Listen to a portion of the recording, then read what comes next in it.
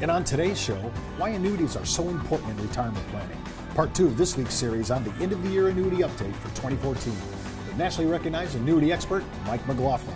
Hi everyone, I'm Steve Savant, syndicated financial columnist and contributing author for Innsmark, LifeSpecs, Backroom Technician. Let's get down to business. Welcome to the show, Mike. It's great to be back. Mike, I always love you here because you are all that is annuity, and things are happening like we can never, and we keep thinking, we've been saying this for years, annuities are really important. But in the last 5 years, as you said yesterday, so much innovation has happened in our industry, and so many advisors are finally coming to our side. I mean, yesterday we talked about Goldman Sachs playing in our arena. This is all new to me. I mean, I have to say, when I'm looking at what's happening here, this could be powerful for an advisor's practice. Yeah, when you take a look at the amount of registered reps that in the last 18 months started writing indexed annuities, it's phenomenal. That's the fastest growing part of the writing population of indexed annuities, which I think is great. Now we have Goldman Sachs providing an index. What I think that the problem is that sometimes we still don't think of that as part of a mainstream product opportunity. But it's interesting, I was reading the Wall Street Journal and Wealth Advisor, and there was a great quote here in an opening paragraph from SEI Advisor Network's John Anderson. He talks about some of the volatility that we saw in late September and early October. But he says basically that the advisors should really take advantage of the current market lull to reach out to clients and help prepare them for the trouble ahead. Start having these conversations, he says. The next time we see volatility could be a lot worse. Wow. And I think that's a kind of a little bit of a warning sign for us, and that maybe we need to heed that. When you take a look at some of the returns that have happened on the S&P 500 over the last really 90 days, this is a little bit of the third quarter. Here's my concern, is that clients got their statement on June 30th when the S&P 500 was 1960. Had a lot of volatility through this period. At the close of the third quarter, they got a statement, if they had been invested into the S&P 500, that actually grew to 1972. So your advisor or your clients didn't know about all the volatility that happened during that 90-day period. The VIX, which is a measure of the amount of risk that that client took in terms of volatility, went from 11% all the way up to as high as 25%, and then has now settled in today at around 12 to 12.6, so not dramatically different. So just as the SEI Advisor Network gentleman said, now's a time of market lull, and we're getting comfortable again, but we need to have different types of conversations that take place with clients. Now, when we're talking about this, the whole issue is trying to lock down gains and protect the backside. There are certain annuities that are better at this than others. How does a new advisor, especially a registered investment advisor, or people that are coming into our business looking at non-registered products for the first time, how do they know how to, this is a huge inventory, how do they know how to pick through the potpourri? Well, I think that when they need to go to a brokerage general agency that can talk about all the different aspects of it, but I think it goes back to the client's risk tolerance. If a client all of a sudden is spooked by the market and really has a very low risk tolerance, then they probably need to be in a conservative fixed interest rate annuity. However, if they still have a moderate asset allocation, but they just don't want to be in the market as much and they just want to take some gains off the table, this is a great opportunity when Goldman Sachs is in the FIA space to have an asset allocation type of index that can replicate moderate asset allocation and still have the downside protection of a fixed indexed annuity. Now, Mike, when advisors come for the first time, and especially if they're coming from the registered investment advisory or maybe their securities, and they're introducing, what do you say to them saying, I want to protect against the volatility, but I still want a little bit upside growth, like you said, your moderate profile. How do we introduce that concept? I think it's by understanding the different indices. I think it's understanding consumer behavior. When you take a look at the Dalbar studies that were just released, I think that the S&P 500 historically has averaged 12 to 12.5%. The actual investor has probably only averaged about 5.02 is the actual number. So, and again, that's gross return. That's not taxation, that's not fees, that's not all the other type of stuff taken into consideration. So when you take a look at a cap rate of anywhere between 5 to 5.5 or as high as 6 for a wealthy client inside the Voya product, they have the opportunity to capture just about everything that they would have as an individual investor given behavioral changes and still have downside protection. in our thinking from a strictly indice point of view, and we're going to talk about this later on in the week, different indices and why we play. And right now, still S&P 500 still owns I would say the largest amount. I think it's like 72, 73% of the market.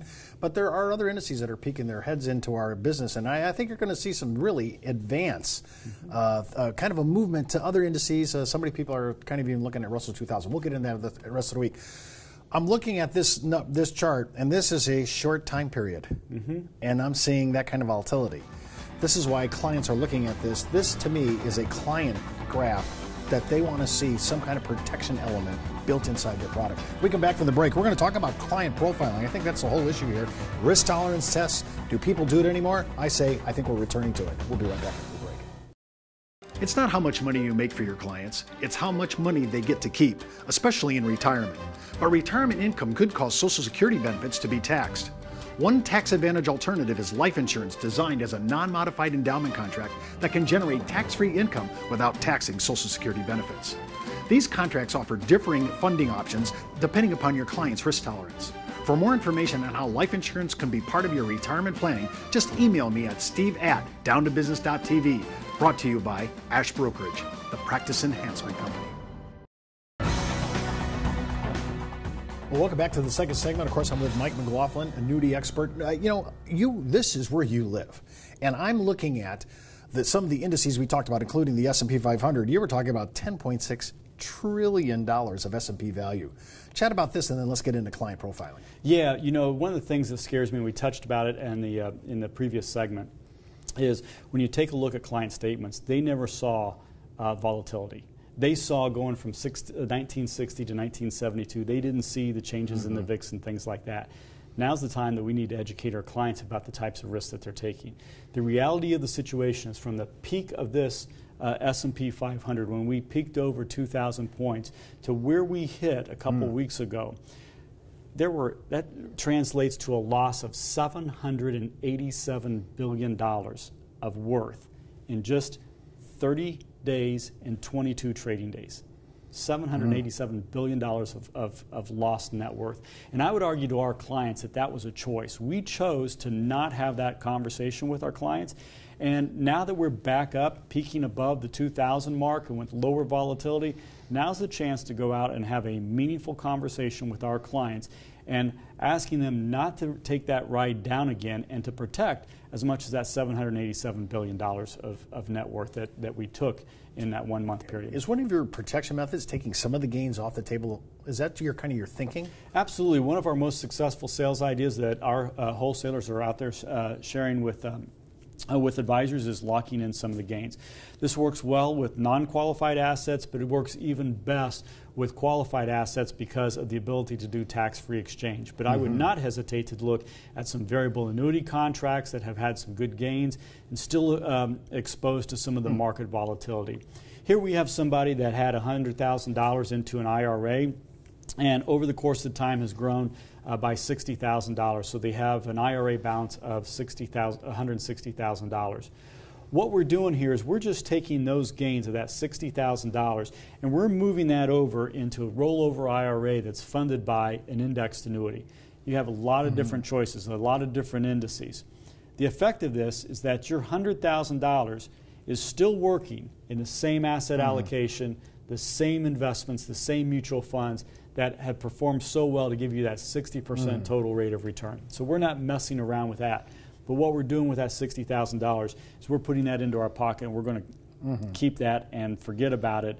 And we're not going to give that back to the market like we did here in the previous month where we lost $787 billion in net worth. Now, when I have to do a client profile on this to make sure this is suitable. So I'm just taking the gains off. I'm leaving the asset allocation model in place, if I'm hearing.